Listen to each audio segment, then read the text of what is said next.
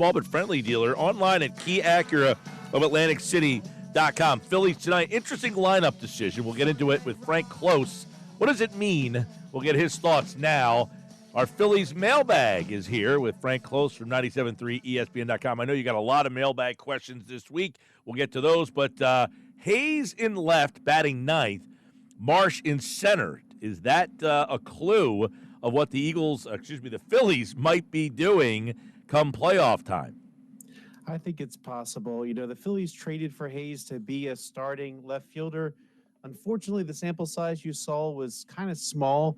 We haven't really seen him do much against right-handed pitching just yet, but he's going to have that opportunity these final few games. And if you look at his numbers against lefties, he performed really, really well in those opportunities. So you definitely want Hayes there against lefties, and you might even want to put Marsh there against lefties, because they're really not getting much else from the center field position. I mean, Rojas' batting average is a little bit higher than Marsh's, but there's not a lot of production out of that batting average. So I think that you're probably going to see that be your starting duo most games, even as you head into the playoffs. Interesting. So do you like Hayes in the nine? Like Hayes in the 9-hole for me is basically I would take the speed and the defense of Rojas and the potential. Look, their batting averages are about the same. He actually hits better against right-handers than Hayes does. I would take his speed and defense over Hayes. No? I'm not sold, to be honest. I don't think his defense has been as good lately.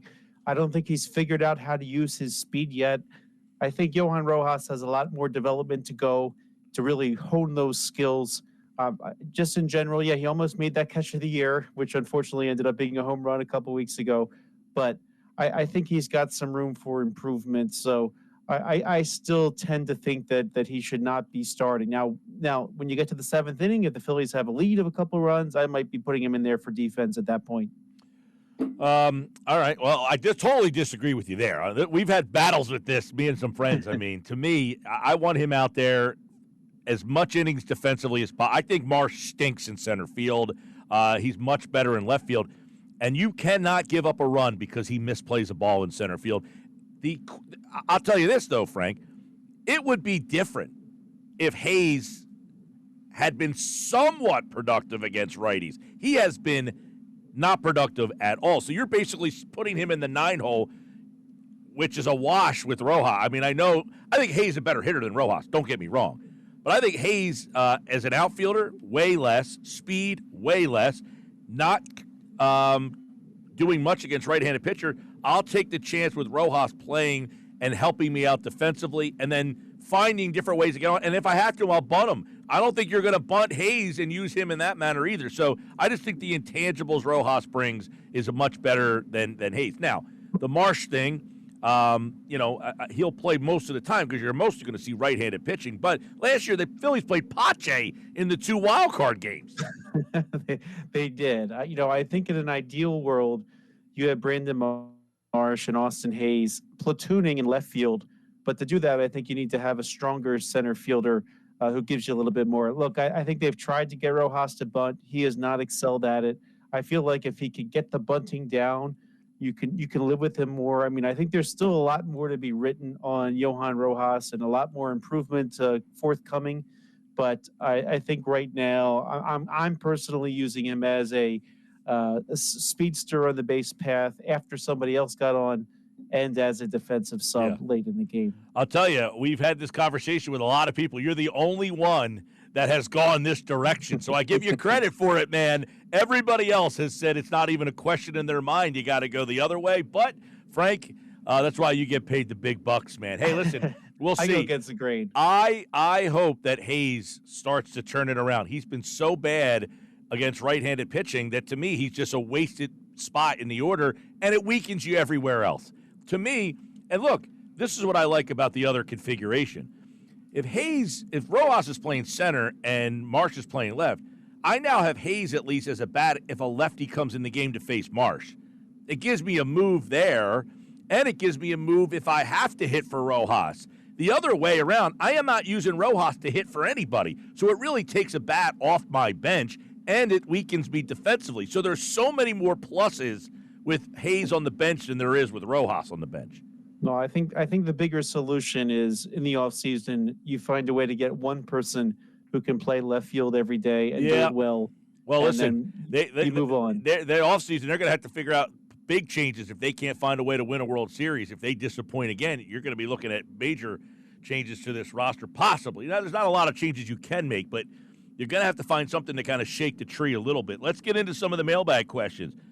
Mike wants to know, should Bryce Harper get some rest with that injuries? He's been banged up heading into October. I don't. There's no time to rest. He's going to get a whole week off. All these guys are. Yeah, I think that was really what kind of drove my answer. Well, yes, you want to give them each a break. I think each of them, you're going to see each day somebody is going to get a day off in the last several games. But yeah, as you said, they need to get their timing consistent. They're going to have that long layoff. Chances are, yeah, I know they have not clinched a bye yet, but either a Brewers loss or a Phillies win, one or the other is going to probably happen. Phillies will get a bye, and then they're going to have a little bit of a layoff until the division series starts. So I would like to see them keep their timing. I think you're less worried about what happens in the pitching world. Like last night, they sort of, I don't say threw the game away, but starting with Banks and then going to Walker, and you knew they were going to parade a lot of the back end of that, not the back end in the good sense, the last ranked relievers in their bullpen to get through yesterday. But I think you're going to see them each get a little bit of a break. I think if the day, I think Harper's going to get a day. I think Kyle Schwarber's going to get a day, and then on the Schwarber day, then you can put Harper in the designated hitter role for the night to give him a little bit more rest. But yeah, I think they want to keep their timing going, and then during the days off, I'm sure they'll play some simulated games at Citizens Bank Park to keep themselves fresh. But a couple people have complained. Let's be honest. The Braves, out of the Braves world, you heard a couple times that layoff hurt them the last couple postseasons. Well, it's going to be the Phillies' turn to have that layoff. So you want to keep that timing going as much as you possibly can. John wants to know, who would you rather play in this division series, assuming you even get that bye? I'll tell you what, there's not a great option. Padres playing great. Diamondbacks don't love that matchup. Mets, bad matchup there. Not a great option here. Milwaukee, by the way, would be a potential other one. Mike, it's the playoffs, right? You want to win, right? So if you're going to win the playoffs, you need to be a good team and you need to beat the good teams, right? So whether you face a team that you're scared of early or late, or you're hoping that someone else knocks them off. Well, put it this way, Frank. I'll interject with this. There's no Miami this year in this field. This field has is what, 7 teams? They're all loaded. I mean, they're all capable of winning the World Series. Miami last year, not so much. Yeah, the teams that they're going to face this postseason are good. And you know what? I will say there were a lot of teams in the National League around the midpoint, kind of teetering around the 500 mark. Well, a lot of them, thanks to some acquisitions at the trade deadline and players rising to the major leagues, they've gotten pretty good. I will say this. I would not personally pick a team and say, well, I hope I play them first or blah, blah, blah, blah, blah. I would say, though, generally, the San Diego Padres are probably entering the playoffs, the hottest team at this point. They went on a run where they were 41-16. That's a pretty fascinating stretch from the Padres. They went from being about a 500 team, about 100 wins in, 100 games in, and they're exceed 90 wins and into the playoffs. So the Padres, I think they're perhaps the one. If you think way back to the 2007 season when the Phillies caught those hot Rockies going into the playoffs, the Padres will be that really hot team going into the playoffs. So I'm not going to say that I want to see the Phillies dance around them or one way or the other. You're going to have to beat the teams like that if you're going to make it to the World Series, right? So my perspective is just win, but separately, I'm going to say those Padres look like a pretty scary team right now. All right, I would ask you this question. I hope I know the answer to the question, but Taijuan Walker will not be on the playoff roster, correct? And what is his future? I think he's not on the playoff roster. I feel like that's pretty set. But the only reason that I think that you're going to see him in spring training is that if they release him in the offseason, he's going to sign as a minor league free agent with somebody else and have spring training to show that he belongs in the major leagues. Now, we know his velocity is down. That's affecting a lot of his pitches. If he's going to show up to somebody's spring training and show that he is going to be a valuable piece for somebody, it might as well be the Phillies who are already paying him. So I think, Andrew Painter is a possibility for next year's rotation at some point. You need a little bit more depth. I would just hate to see the Phillies release him and then he shows up in spring training for somebody else and actually has the tools again. So if he's going to have the tools next year, it might as well be for the Phillies. All right, Frank Klose, 97.3 ESPN.com. I don't know that they eat the money with 2 years left. They might bring him back next year, see if he has anything, and then make the decision. I don't know that they make the decision ahead of seeing him first. So I might agree with you on that. But, man, I just think he looks cooked. He just looks like he's – it doesn't appear that he's hurt, right? I don't think he's hurt. I think his velocity is a little bit down, and he hasn't really figured out how to pitch yet. I think because Larry Anderson said, he's got 6 pitches. Find a way to throw a strike with one of them. I think right now his velocity's down. I think he's a little thrown off. He hasn't figured out how to overcome that and throw a strike. And so, maybe in the offseason, maybe he's got some more strength and conditioning going on that can get him back to maybe where he was. You remember the beginning of last year, Mike, he was the one that carried the team his first year when Aaron Nola and Zach Wheeler were scuffling a little bit, for the pitch timer or whatever reasons we've heard blamed for that. But he kind of carried the Phillies for a while. I mean, if he came back in that form, at least gave them something to bridge the gap to an Andrew Painter or somebody, that would be helpful. But we don't know. We don't know if he's just he's not going to recover that velocity again. Some pitchers do lose some velocity and work their way around it and learn how to pitch. Others might not be able to do that. So I think we'll find out in spring training if he's got anything left in the tank. Well, I hope I don't see him again this year in any way, shape, or form. You probably will on Sunday, Mike. Unless the Phillies clinch. I mean, if he pitches on Sunday, what if that game is for number 1 seed? Do they not care? I think they care about the bye more than the number 1 seed. I mean, I think if they get the bye, they're okay.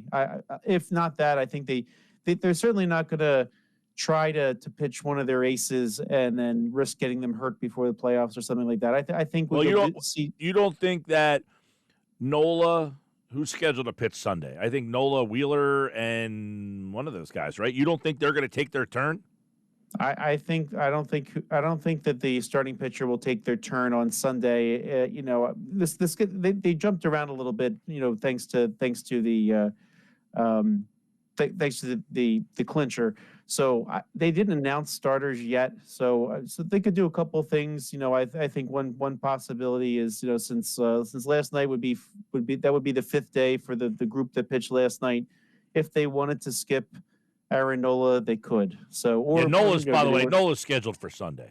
Yeah, no, it would be Nola if you went 5 days in a row. But they have an off day in there to spread that out. So the people who pitched last night could pitch on Sunday. Well, you have the whole week off. I mean, you would think, because they're not going to start if they get a bye. The division series starts on Saturday the 5th. So if you pitch Sunday, Wheeler would pitch Saturday. That means he's going to have a whole week off before he pitches. And that means Nola, if he doesn't pitch, that's a long. I would think they at least pitch like a 5-inning game. You don't think? They might or they might not. I think it depends on what other options they have available. Yeah, I got an option for you, Walker. It's not a great one. Well, if they don't need to beat the Nationals, they might win anyway if they pitch Taijuan Walker. But I think at that point they just want to make. I guess it depends on when they clinch the bye and when they feel comfortable that they have things set up. But if they win, you don't want to risk an injury right before the playoffs. If they win tonight and Milwaukee loses, they would clinch the bye. So we'll see if that changes anything. Correct. Yeah. So only one more Phillies win or one Milwaukee loss, and that's it. The Phillies hold the tiebreaker with Milwaukee. All right. Sports Bash Live, 97.3 ESPN, our Phillies mailbag. Of course, you've got the Phillies tonight. It's Suarez getting Sanchez tonight. Sanchez tonight. You got, by the way, the pitching setup for the last stretch of games. Sanchez is tonight. They're off tomorrow. Suarez on Friday. Wheeler on Saturday. Nola on Sunday. They are the scheduled starters for the Phillies the rest of the way. We'll see if they go down that road, if they clinch and all that stuff. Man, so many still decisions and questions. And by the way, You've got, are they going to keep 12 pitchers, 13 and 13, 14 position players, 12? Who's the guy that gets called up? There's all that still that needs to be decided. Bohm, by the way, not in the lineup tonight. They're going with Cody Clements at third base tonight, so no Bohm in the lineup tonight. So very interesting play by the Phillies tonight as they get ready to play By the way, Cubs. Mike, if I could bring up one really interesting thing, the Braves are currently one game behind the Mets. They're supposed to play in Atlanta tonight and tomorrow, and they can't because of the hurricane. Oh. They might have to play a doubleheader on Monday, which decides who goes in as the wild card, and then play immediately the next day. So if you're talking about the other teams, they're going to be that could be just fun to watch as a spectator. That I didn't even think about that. Yeah, I didn't realize that the hurricane might be a problem down there as well. All right, Frank Klose, usually on Tuesdays with the mailbag. We had to have him on Wednesday this week, but great job as always. Although we did have some disagreements today in that mailbag, but that's just okay, Frank. I appreciate the time as always. Thank you, Mike.